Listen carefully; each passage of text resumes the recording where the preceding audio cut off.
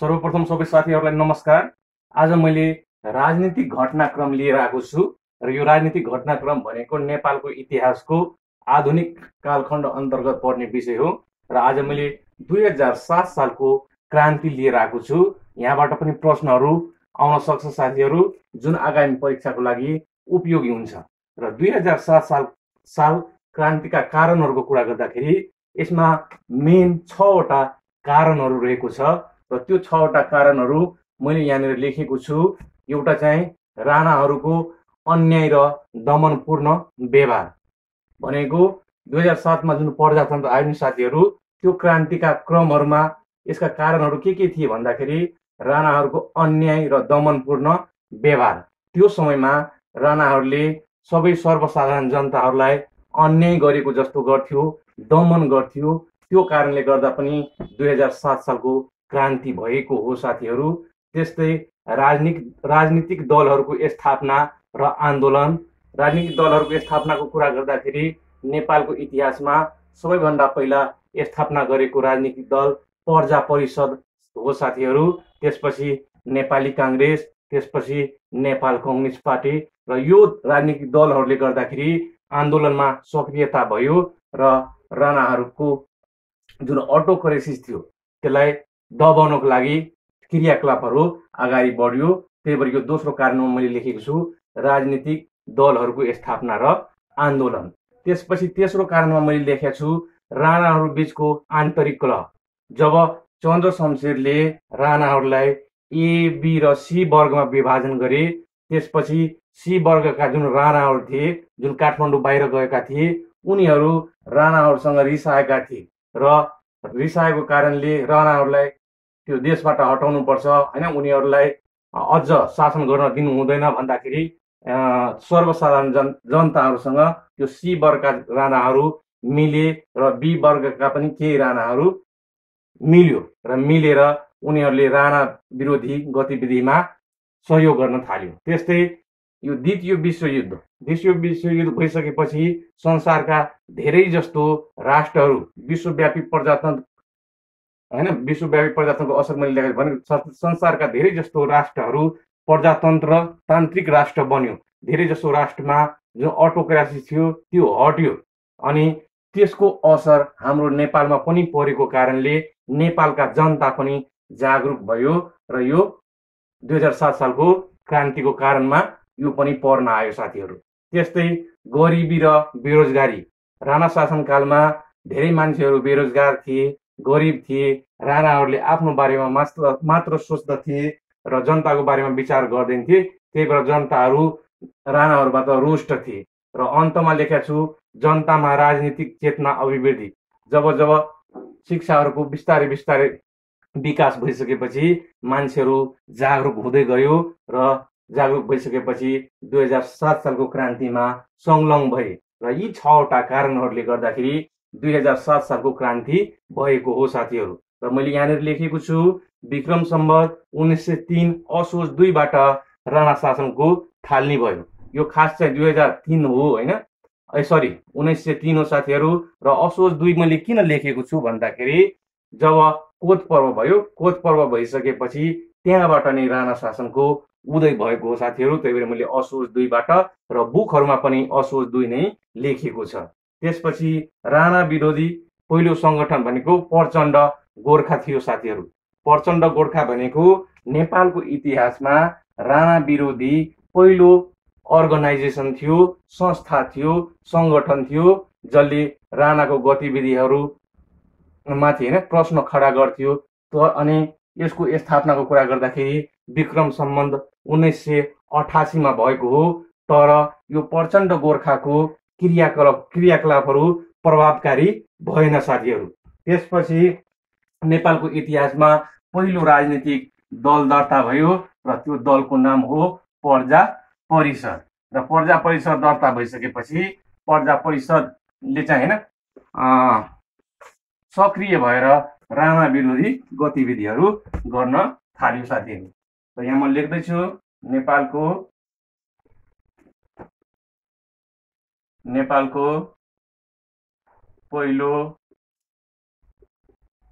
पहिलो राजनीतिक दल राजनीतिक दल। पहिलो राजनीतिक दलको कुरा गर्दाखेरि प्रजा परिषद हो साथीहरू। प्रजा परिषद पार्टी हो र यसको स्थापनाको कुरा गर्दाखेरि यसको विक्रम सम्वत 1993 ज्येष्ठ महिनाको 20 गते भएको हो साथीहरू। ज्येष्ठ महिनाको 20 गते। अनि कुन ठाउँमा भन्दाखेरि ओम बहाल काठमाडौँमा यसको स्थापना भयो साथीहरू। र यसको संस्थापक सदस्यहरू 5 जना थिए।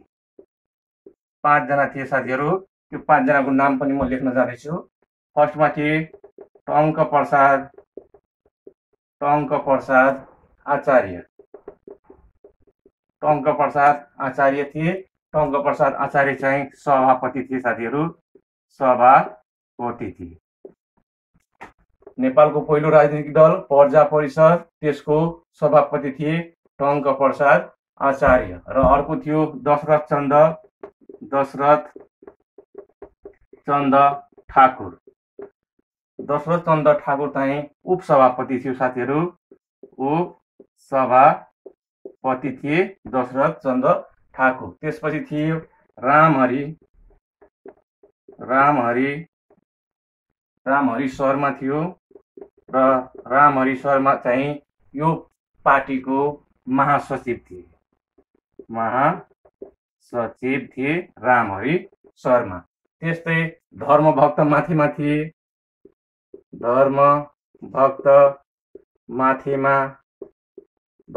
माथिमा सदस्य थिए। अनि धर्मभक्त माथिमा पछि एकजना अझै थियो जीवराम शर्मा पनि सदस्य थिए।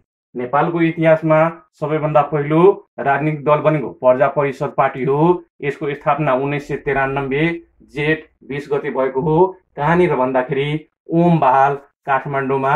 र यसका संस्थापक सदस्यहरू 5 जना थिए। टङ्क प्रसाद आचार्य, दशरथ चन्द ठाकुर, रामहरि शर्मा, धर्मभक्त माथेमा र जीवराम शर्मा थिए। यो 5 जना मिलेर नेपालमा पहिलो राजनीतिक दल खोलेको हो साथीहरू। त्यसपछि यो पार्टीले हैन सक्रिय रूपमा राणा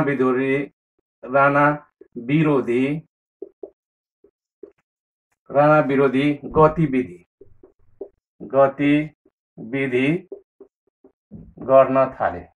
अब राणा विरोधी गतिविधि गर्दाखेरि यो पार्टीबाट राणा विरोधी गति गर्दाखेरि राणाहरूले विक्रम सम्वत 1997 माघ महिनामा 4 जना शहीदको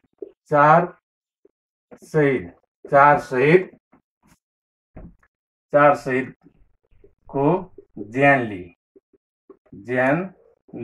र त्यो 4 शहीदहरू को थियो भन्दाखेरि साथीहरू यहाँ याद गर्नुहोला, दशरथ चन्द ठाकुर, यहाँनिर दशरथ चन्द ठाकुर थियो। अर्को थियो यो धर्मभक्त माथेमा। त्यसपछि अर्को 2 जना थिए शुक्रराज शास्त्री र गङ्गालाल श्रेष्ठ। यी 4 जना शहीदहरूको राणाहरूले निर्ममतापूर्वक हत्या गरे र यी 4 जना नेपालको 4 शहीदमा पर्छ साथीहरू। त्यसपछि अझ जानकारी छ हामीसँग। यो सबै तपाईको नेपालको आधुनिक इतिहास अन्तर्गत पर्ने विषय हो। यो चाहिँ 2007 साल पछिको घटनाक्रम हो साथीहरू। अब यी 4 जनालाई ज्यान लिइसकेपछि अनि त्यसपछि राजा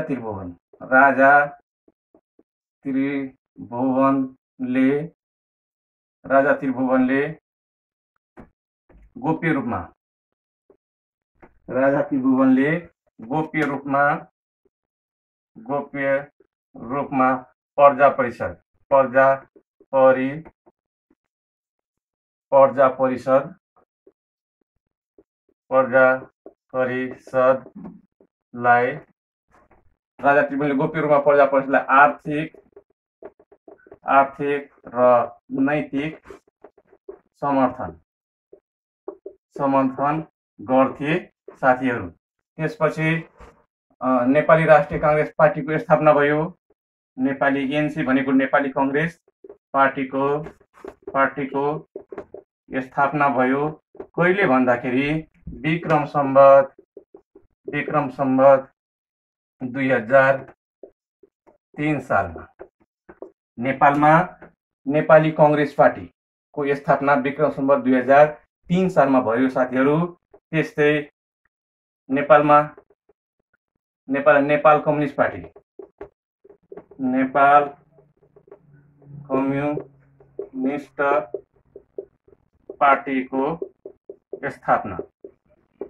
कम्युनिस्ट पार्टीको स्थापना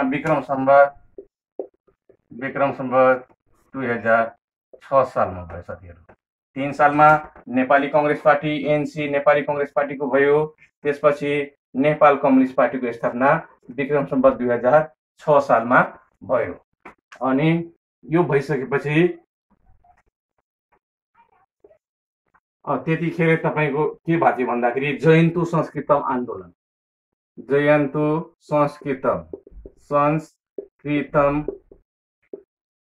आन्दोलन यो 2004 सालमा जयन्तम संस्कृतम आन्दोलन भएको थियो। यो चाहिँ 3 धारा संस्कृत पाठशाला 3 धारा संस्कृत पाठशालाका विद्यार्थीहरूले जयन्तु संस्कृतम आन्दोलन गरेको थियो साथीहरू। अनि यो आन्दोलन भइसकेपछि सर्वसाधारण जनतामा राणा विरोधी भावना जाग्यो। सर्वसाधारण जनतामा राणा विरोधी भावनाको विकास भयो। एकचोटि म यसलाई फेरि भन्छु। राजा त्रिभुवनले गोप्य रूपमा प्रजा परिषदलाई आर्थिक र नैतिक समर्थन गर्थ्यो साथीहरू। त्यसपछि नेपालमा नेपाली काङ्ग्रेस एनसी पार्टीको स्थापना भयो विक्रम सम्वत 2003 सालमा। त्यस्तै नेपाल कम्युनिस्ट पार्टीको स्थापना विक्रम सम्वत 2006 सालमा भयो र जयन्तु संस्कृतम आन्दोलन 2004 सालमा भयो। यो चाहिँ 3 धारा स्थित रहेको संस्कृत पाठशालाको विद्यार्थीहरूले गरेको आन्दोलन हो र यो आन्दोलनहरू भइसकेपछि नेपालका सर्वसाधारण जनताहरू राणा विरोधी यो भावनाको विकास गर्न थाल्यो र आन्दोलन झन्झन चर्किँदै गयो साथीहरू। त्यसपछि नेपाली काङ्ग्रेस पार्टीले नेपालमा सशस्त्र आन्दोलन गर्ने घोषणा गर्यो र घटनाक्रम अगाडि बढ्दै गयो। अब सशस्त्र आन्दोलन एनसी पार्टीद्वारा सशस्त्र आन्दोलनको घोषणा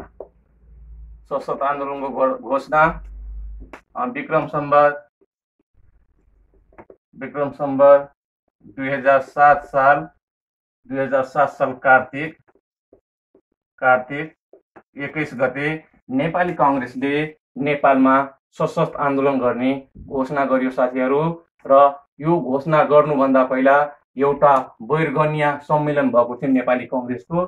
त्यो चाहिँ विक्रम सम्वत 2007 साल असोज महिनाको 11 र 12 गते भएको थियो।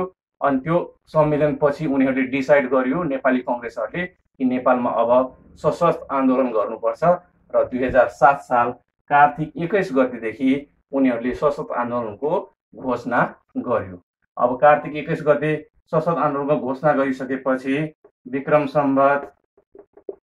सम्वत 2007 साल अनि कार्तिक 23 गते त्रिभुवन सपरिवार भारत प्रस्थान गरियो साथीहरू। यसलाई मैले फेरि दोहोऱ्याएँ। जब नेपाली कङ्ग्रेसहरूले नेपालमा अब सशक्त आन्दोलन गर्ने घोषणा गरेपछि त्यो घोषणा भनेको कार्तिक 21 गते गरियो। अनि त्यसपछि त्यो आन्दोलनलाई सपोर्ट गर्नको लागि सहमति प्रदान गर्नको लागि राजा त्रिभुवन विक्रम 2007 साल कार्तिक 23 गते त्यो भारतको विमानबाट भारत प्रस्थान गरे साथीहरू। त्यसपछि मोहन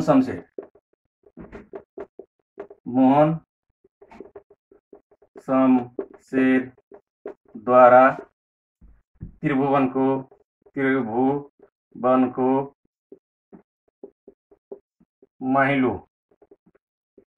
माइलो नाति ज्ञानेन्द्र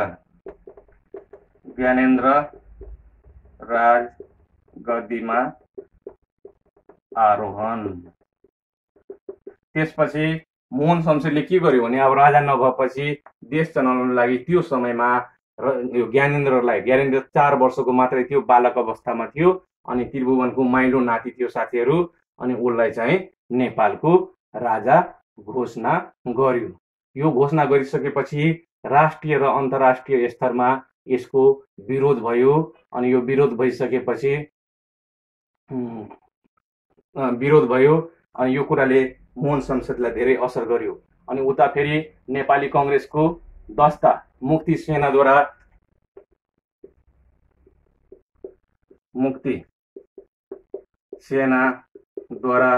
विराटनगर र पूर्वी भाग कब्जा भयो। यसलाई मैले फेरि दोहोऱ्याएँ।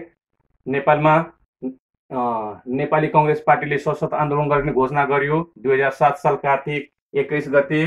त्यसपछि कार्तिक 23 गते 2 दिनपछि त्रिभुवन सपरिवार भारत प्रस्थान भयो। अनि भारत गइसकेपछि मोहन शमशेरद्वारा त्रिभुवनको ठाउँमा त्रिभुवनको माइलो नाति ज्ञानेन्द्रलाई राजगद्दीमा आरोहण गराइयो। त्यसपछि मुक्ति सेना भनेको तपाईँको नेपाली कङ्ग्रेसको ले खडा गरेको सेना थियो साथीहरू। मुक्ति सेनाद्वारा विराटनगर र पूर्वी भाग कब्जा भयो। विराटनगर र पूर्वी भाग कब्जा भइसकेपछि अनि वीरगञ्जको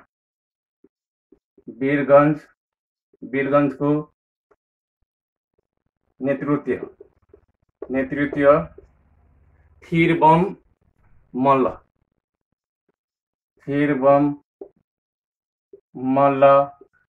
र पूरण त्यही नेपाली काङ्ग्रेसले गरेको आन्दोलनको वीरगञ्ज तर्फको नेतृत्व थिरबम मल्ल र पूरण सिंहले गरेको थियो। तर राणाको सेनाहरूले थिरबम मल्ललाई हत्या गरिदियो र थिरबम मल्ल वीरगति प्राप्त भए साथीहरू। एकैछिन वेट गर्नु होला, यसलाई म रफ गर्दैछु। यहाँबाट प्रश्नहरू पनि आउँछ साथीहरू। यो नेपालको आधुनिक इतिहास अन्तर्गत पढ्ने विषय हो साथीहरू। अनि त्यही भएर यो मैले लेखेको यो पोइन्ट वाइज लेखेको छु ताकि तपाईँहरूलाई पढ्नलाई सजिलो होस्। त्यस्तै यो आन्दोलनको कन्टिन्यू गरेको होइन त। यो आन्दोलनको पश्चिमी भागको नेतृत्व